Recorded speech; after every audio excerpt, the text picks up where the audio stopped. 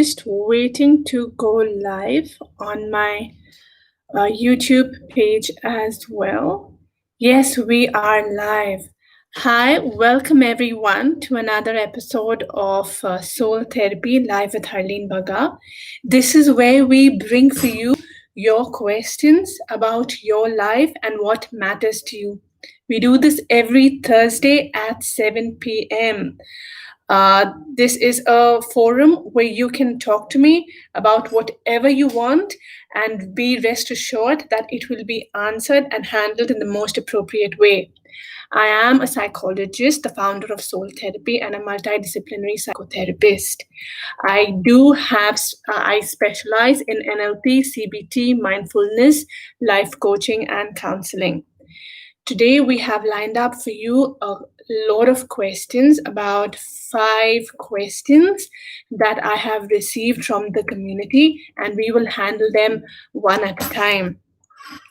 I also have for you a couple of videos that are related to what we're going to be talking about and the questions. So I'm just going to go ahead and share those videos. Go ahead and listen to them when you get the time. The first question that I have is this. People want you to do well, but not better than them. Why? This question has come to me from Anshika. Again, she asks, people want you to do well, but not better than them.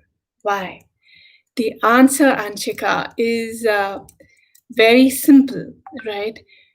The survival instinct in them to keep the best for themselves.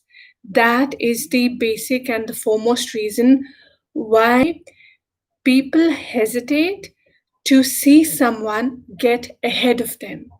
You have to realize, say, as a race, as humans, we are selfish. We want to make sure that we, at the end of the day, are protected. We, at the end of the day, are secure. So, with that in mind, it is but natural to keep and save the best for yourself. In fact, if you are into Bollywood, something comes to mind right here. There was this movie Ram Leela where the lady says, Bhagwan sabka bhala kare, par shuruaat mujhse kare. This is essentially the philosophy of the human race. It is sad, but it is true, and I want you to realize that. So, why do we do that? A couple of things here for you to understand. One is if if and when we accept that someone is better than us, it goes against our version or our image of ourselves, which means that our self worth is reduced. It messes up our self esteem and how we look at ourselves. And if there is anything that is going to rattle our psychology or our confidence or bring with it a sense of insecurity with it, why would someone allow it? It is, again, sad but true, but unfortunately, that is how the world functions. What can you do? You can do to build a sense of innate self-confidence in and around yourself so that you try and become immune to those people. You have to make yourself in such a way where you do not seek external validation in the form of encouragement. External validation is a must. I am not going to misguide you like a lot of people out there and say, no, you become so strong, and where you have uber confidence on yourself, where you don't need validation.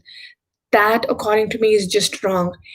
Everybody, right? No matter how rich you are, no matter how successful you are, seek validation, because that is a metric of how successful you are and feedback of what you are doing.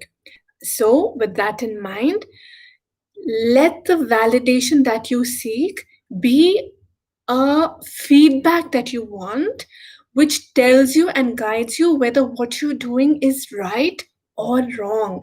Let it not be a source of encouragement or motivation for you to move along.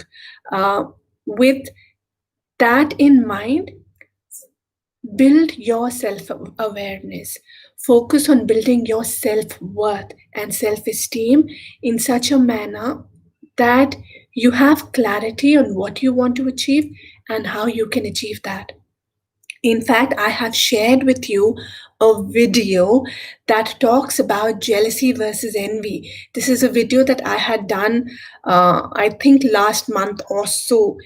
It details the process of why jealousy happens and what is the difference between jealousy and envy, and really how we can deal with it.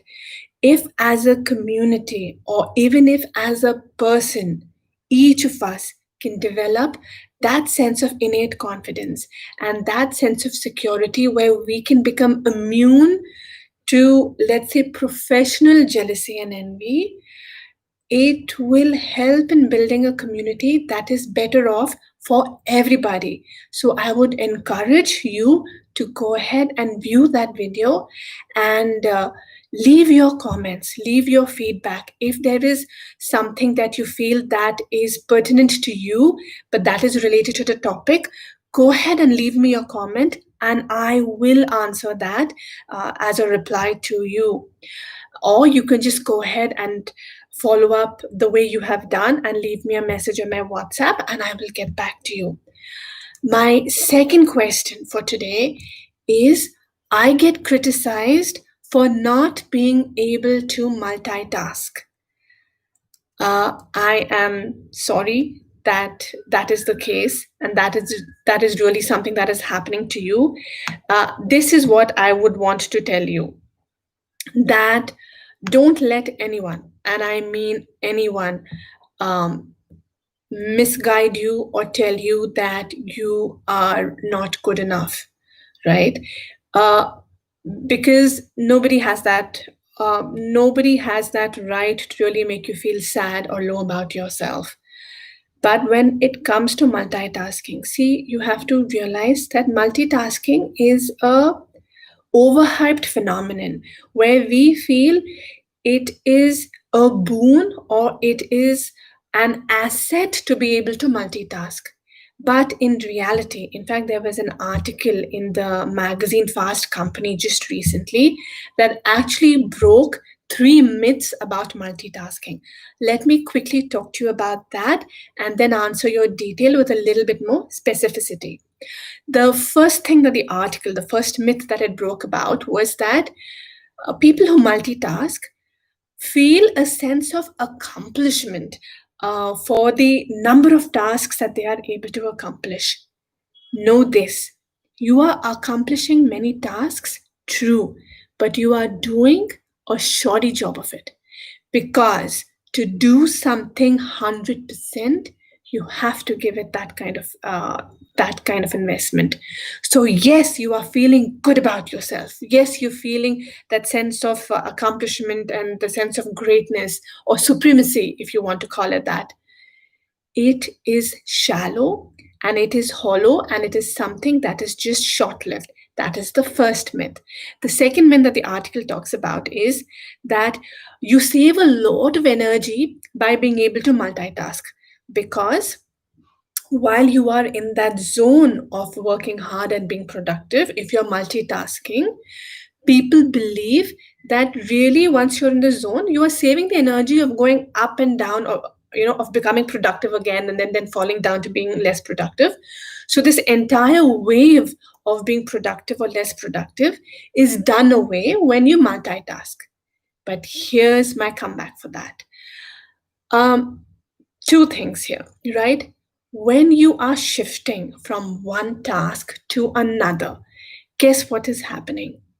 You are taking with you the emotions, the sentiments, and the thoughts of the task that you were working on to another task.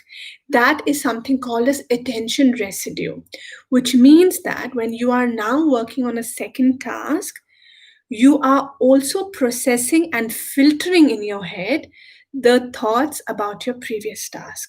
Now, if your mind is um, is clouded with a previous task, do you think it will be able to completely invest or give its 100% on the task at hand?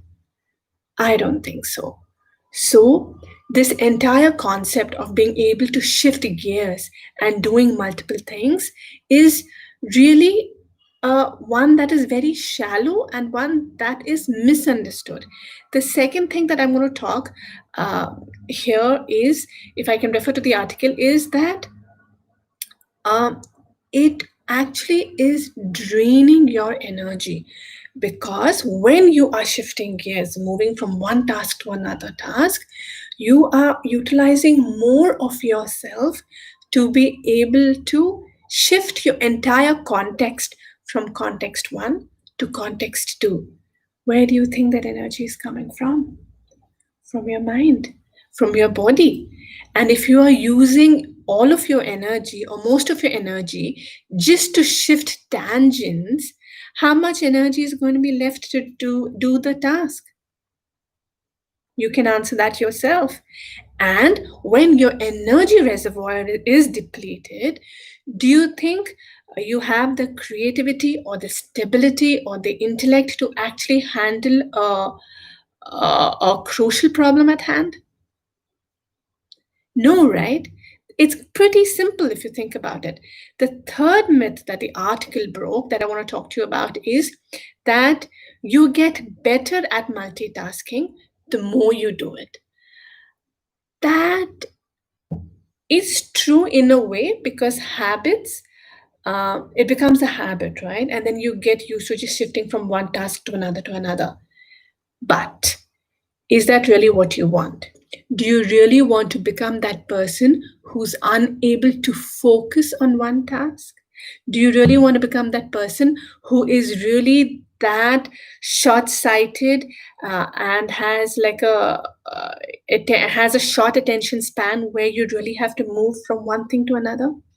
So even though you have the attention span or the capability and the intellect to handle something 100%, by doing this job of multitasking and by shifting from one task to another, and by fooling yourself with the thought that, hey, the more I do it, the better I will become, and patting yourself on the back for doing a great job, you are actually causing an issue and problem to yourself. So, in short, it is something that really does not or need not have to be something that we have to push and encourage. But that said, there are certain instances where multitasking is a must, right? Depending upon the context. Maybe your job is that of a floor manager. Your job is of in a manufacturing unit where you are expected to deal with a couple of things that are happening at the same time.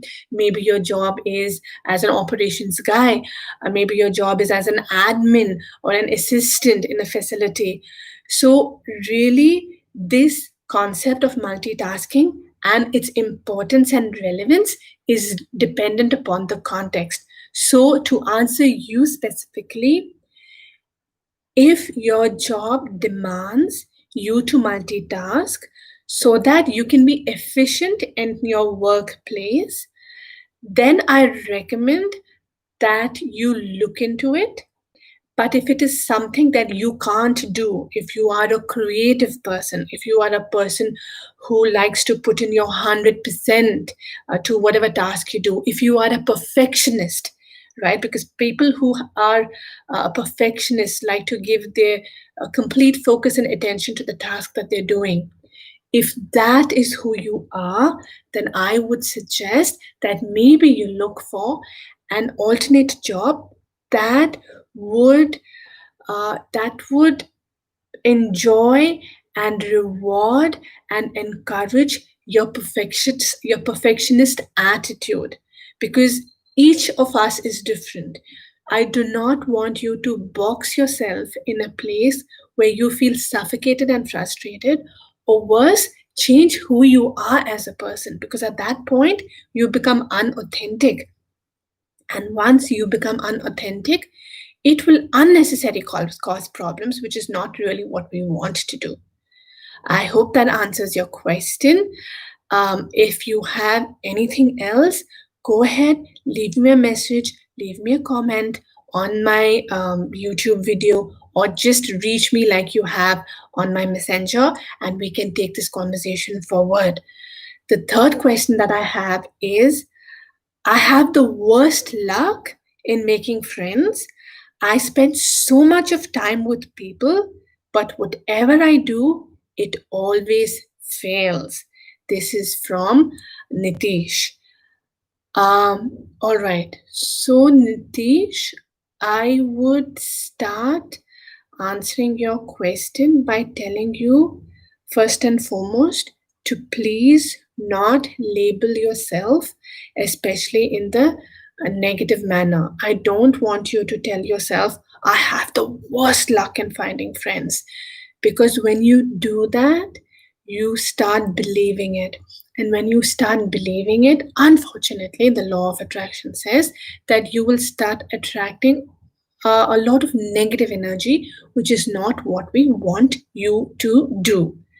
Now, coming to uh, answering your question, I would like to build a little bit of context here, because the way I function is that I would like and prefer to give enough context to my patients or to my clients or my audience, because only then it gives you information to map, and that information will connect with you at a subconscious level such that the information stays with you. And that's the whole idea of doing this, right? It is not about me standing on a pedestal and giving you gyan. There are enough people doing that.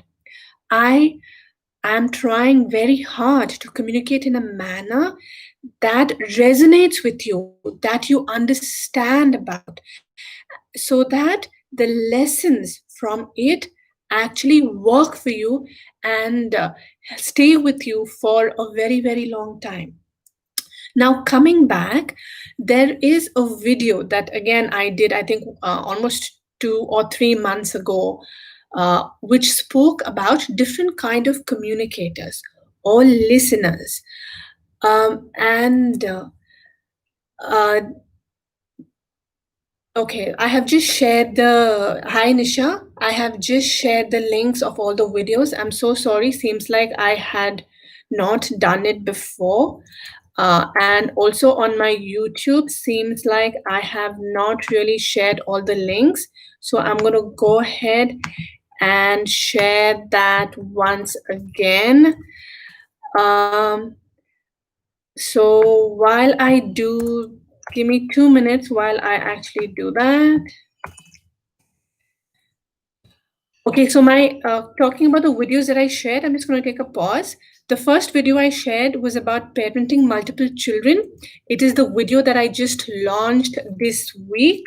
I'm hoping that you can go through it and understand it, because it really talks about where we go wrong as parents, and where, when we have more than one child, it becomes very important to understand the language that you're using with them. So definitely hear this and keep this in mind when you see multiple children in your family, to make sure that there are no psychological pitfalls that you are creating for your children. Your biggest job as a parent, folks, is to make sure that you give them the skills so that they are successful in life. It is not academics, it is not money, but it really is providing them with a skill set which makes them resilient enough and strong enough to reach those goals. So go ahead and read that, see that video. Please feel free to leave me your feedback, because like I always say, feedback, comments, questions, let's get the dialogue going. And that is the most interesting part of doing this every Thursday. uh, okay, so I am going to go ahead, share the video about jealousy and envy like asked. on my YouTube.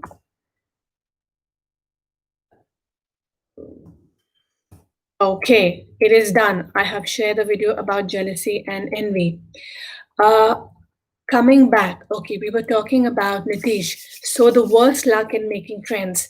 The video that I was talking to you about was about the different kind of listeners that we have. I am sharing the video right now. Go ahead and take a listen. There are four kinds of listeners. Okay, the different kind of, it is very, very important for you to understand, figure out the different type of listeners they are, because when you are in a conversation with them and when you meet such people, it gives you a handle on what to expect from them, on how to communicate with them, and to know for a fact if it is worth investing your time. Because like Nitish said, I try very hard, but I'm unable to make friends. What does this tell you? That there is a disconnect between your expectations and the other person's expectations. There is a disconnect between your perspective and the other person's perspective. How do we tackle it? By information and by knowing how people function. And this is where psychology comes into play. So, the first type of listener that I want you to be careful about is called a cosmetic listener. What does that mean?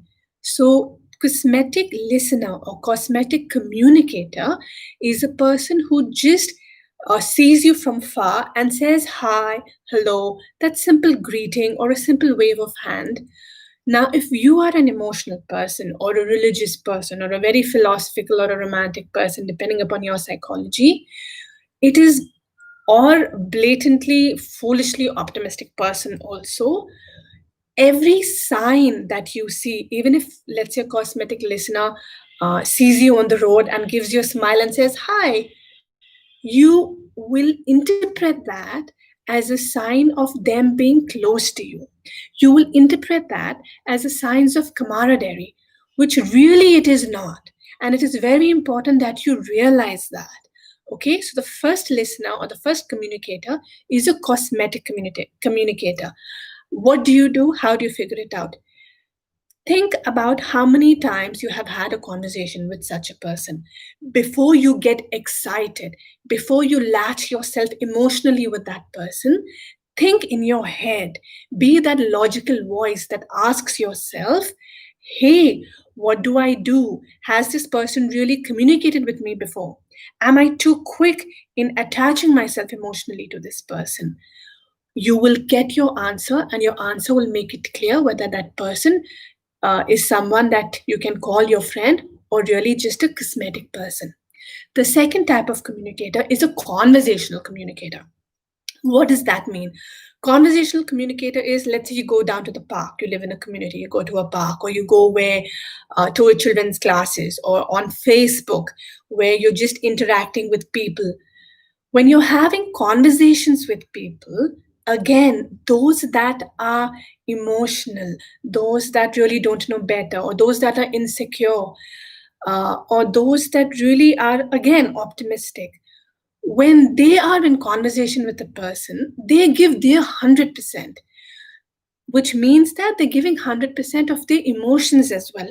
So naturally, they are expecting at least 50 to 60% of emotions from the other person.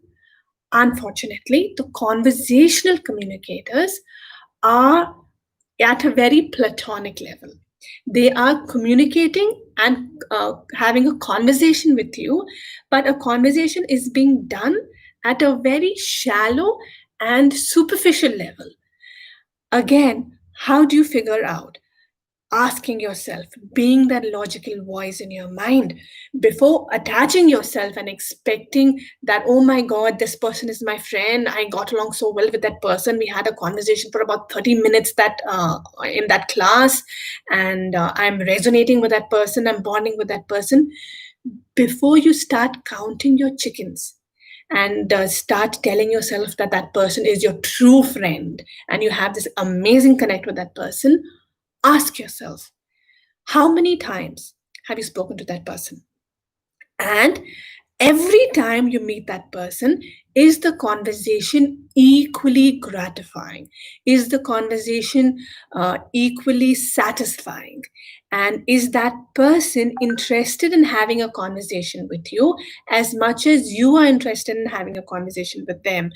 Is it mostly time based, or where it is based on the situation? Is it situation based? Or is it something that you guys are actually investing time in each other to actually talk and have a conversation and build your bonds?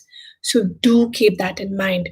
The third type of communicator is someone who is an active listener.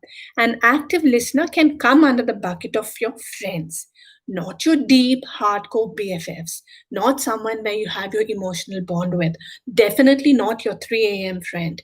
But these attentive listeners are someone who is someone who is interested in having a conversation with you, is someone who enjoys being with you.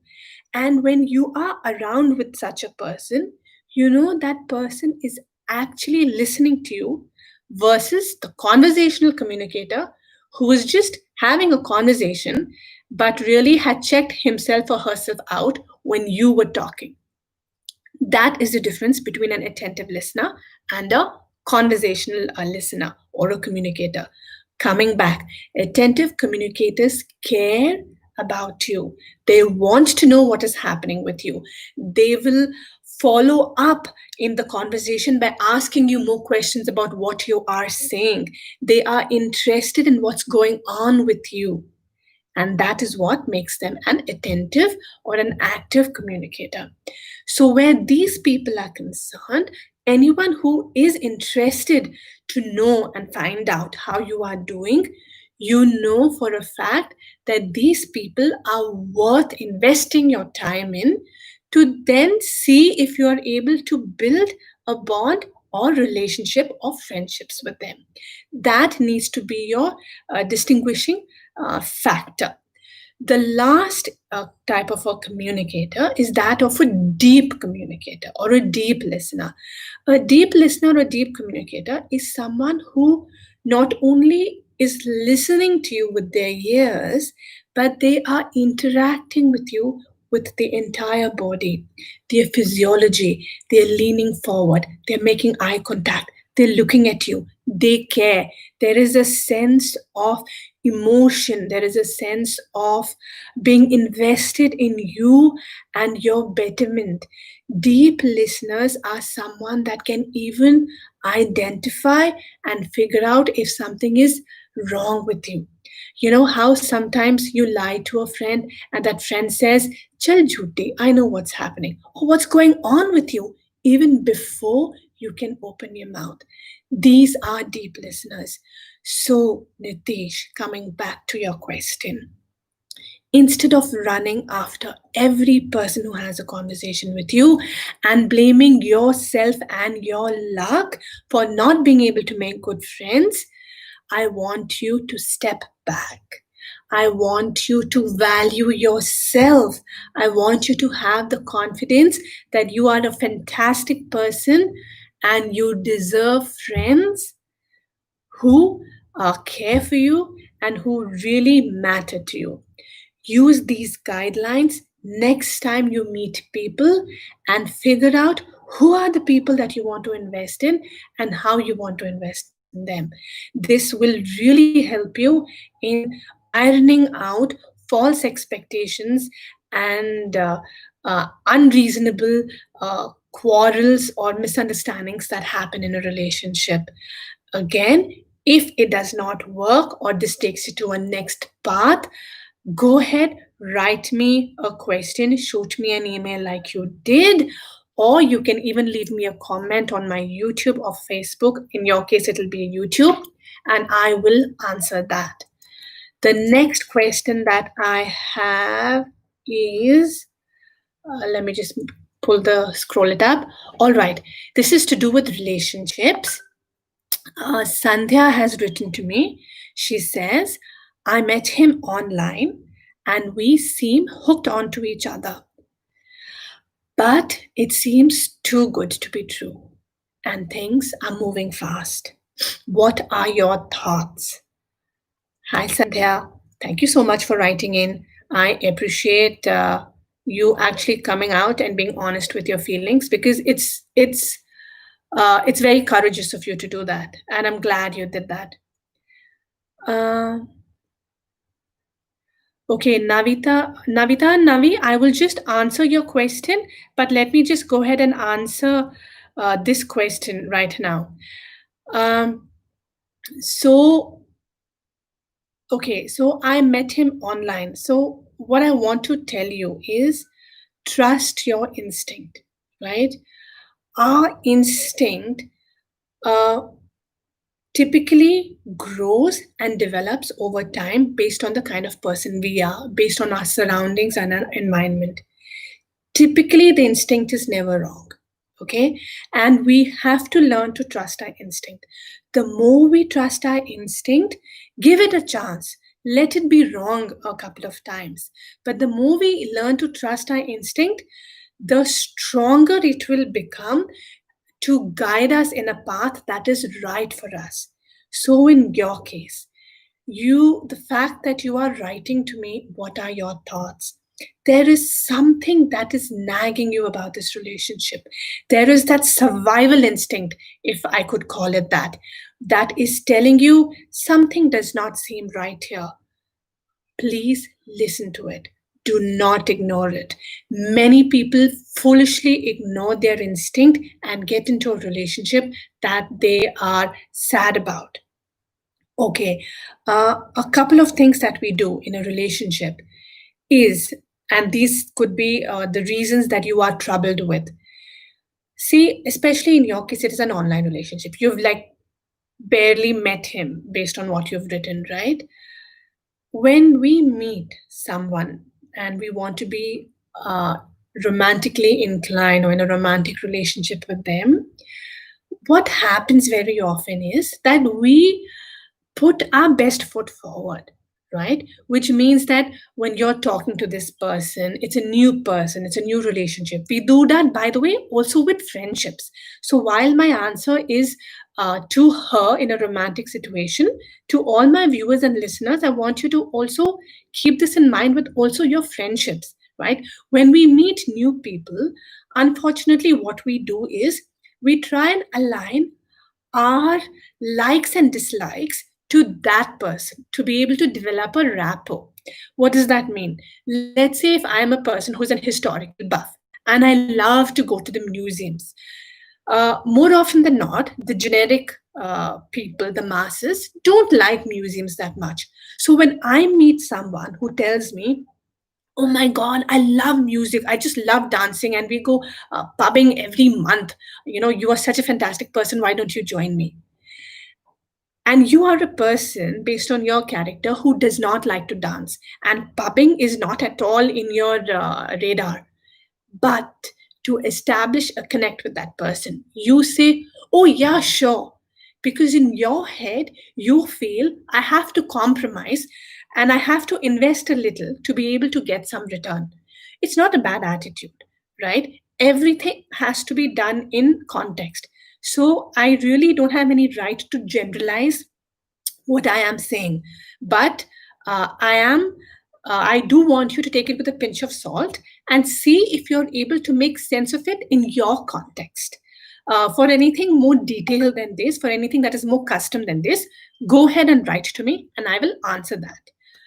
Coming back, and you in your conversation, right? And then you talk to that person, hey, so sure, we'll go to a pub this week, but next week, why don't you come and we go see the museum? And that person says, what are you talking about? They're so boring. Why would I do that? Why don't we go shopping instead? If you continue to agree just so that you can make a friend, you are compromising on who you are as a person. And when you are compromising on who you are as a person, do you think that relationship can last? Do you think that relationship will go far? It's not possible. And And this is where those skills, right, that I spoke about earlier, comes into picture as well. You have to really think about uh, who you are, and that you matter as a person, which means that your likes, your dislikes, whatever you are, your journey is substantial. It's your DNA. It what makes who you are. So don't ignore that. Now, coming back to your question, in your conversation online with this person, if that person or you are bending who you are to align yourself with the other person's likes, then you know that something is wrong. How do you tell that that is happening? If everything is hunky dory between you, if everything seems fantastic and streamlined between you, you know that's the case, don't you? Because you're two different people. Think about it. Our DNA is unique. Excuse me, this is what science says, right? And you know that. Our DNA is unique, which means that it cannot be replicated. There is no one else like us. And if there is no one else like us, how is it possible to meet a clone who is emotionally and mentally in sync with you? It is very difficult to fathom and believe that such a person really exists. Yes, there are areas in your life where there is a strong overlap, where you may be in sync, where you completely resonate with each other. But in this case, where you're still trying to figure each out, while that overlap area is critical and important to build your bond, and it gives you a cue to know whether you want to invest in this relationship, it is also very, very important to try and peel and figure out other layers of the personality, especially because you have used the sentence and things are moving fast. Uh, See, I am assuming here that for you, this relationship is not a fling, because if it was, you would not have written to me. That is the basis of my assumption. And I'm also assuming here that you are somewhere getting emotionally invested in this person. And the fact that you are beginning to care for him is somewhere troubling you, knowing fully well that you don't know him as much.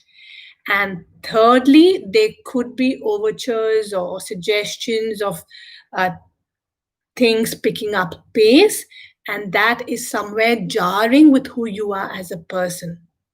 Like I said, be authentic, which means that when you meet friends, when especially in a romantic relationship, it is better to be honest. It is better to tell that person, you know what, this is who I am, and I'm not comfortable with it. And it is better to be honest with something that you don't like, because if the foundation is false, if the foundation is shallow, and you are trying to build a building on top of a shallow foundation, the building is going to come crashing down. And the last thing you want to do is be of a fixed mindset where you say, oh my God, I have invested 6 years in a relationship. I have invested 2 years in a relationship. Or we have moved things along so fast where we really have to get married to each other. Don't do that. You are far too valuable. Value yourself, protect yourself, trust your instinct, and do what feels right for you.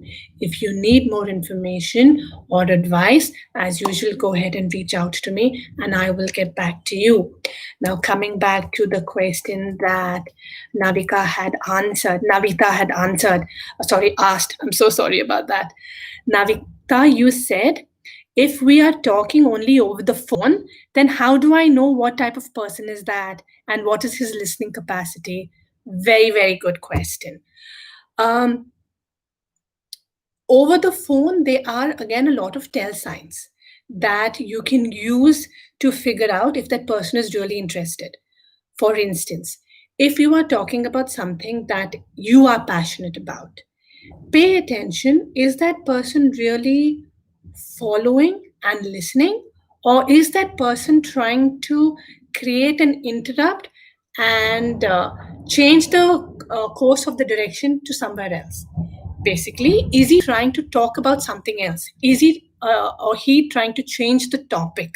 Then you will know whether that person is really interested in listening to you or not, whether he or she is an active listener or a deep listener. Second, in between your conversation, it's a very wrong thing that I'm asking, and really, where there is trust, you should not be doing this. But in your case, since you're asking the question, and as a psychologist, I know the answer, so I'm just going to go ahead and answer it. While you are in a conversation, to know if the other person is really listening to you, go ahead and ask them a question that was pertinent or related to your conversation, to what you just said.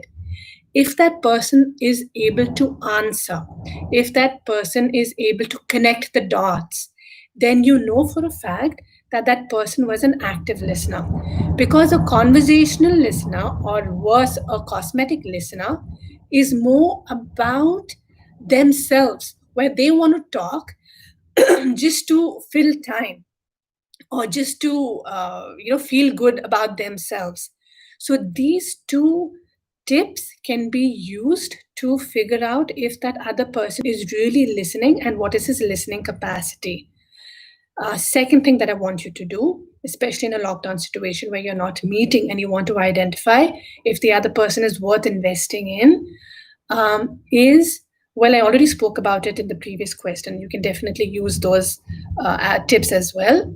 But in your case, Navita, also do a video call. When you are doing a video call, you can see if the person is interested in you, right? Are they making eye contact? Are they really listening to you? What is the body language? Are they, do they feel bored? Are they, is their body language very antsy? And do they seem intolerant to what you're saying? These are basic tell signs that tell you if the person in front is really invested in listening to you. Now, of course, there are a lot of people and masters of deceit who become expert at this. This is why scams take place. This is why there is fraudulence and fraudulence and drudgery where relationships are concerned. That was just as a disclaimer. But I hope I was able to answer your question, Navita. Keep these in mind. Do this, and I am sure at some level it'll help you out. If you were if you were able to do this and get more information that you need more clarity on, leave me a comment and on my YouTube, just where you're listening, and I will get back to you, and we can have this conversation there. So try it out and figure out what and how much the other person is really invested in you. Make sense? All right. The next question that I have is, and my last question is, how to work efficiently from home. Okay. This is a very, very important question. Given where we are. Oh, by the way, related to the previous question of meeting him online, I did do a video that spoke about true love versus fake love. So listen to it, understand it, especially if you are just getting into a relationship. It speaks and states, gives the contrast of what is true love and what is fake love. Listen to it with an open mind. All you people who are getting into a relationship, that is my earnest request. Love is the best thing and the most beautiful thing that can happen, right? I have no problem with that. But don't put yourself in a pickle. See if you're able to avoid it. I have just sent a video. So see that video, figure it out, and see what works best for you. Okay, my last question about working efficiently from home. Okay, this is a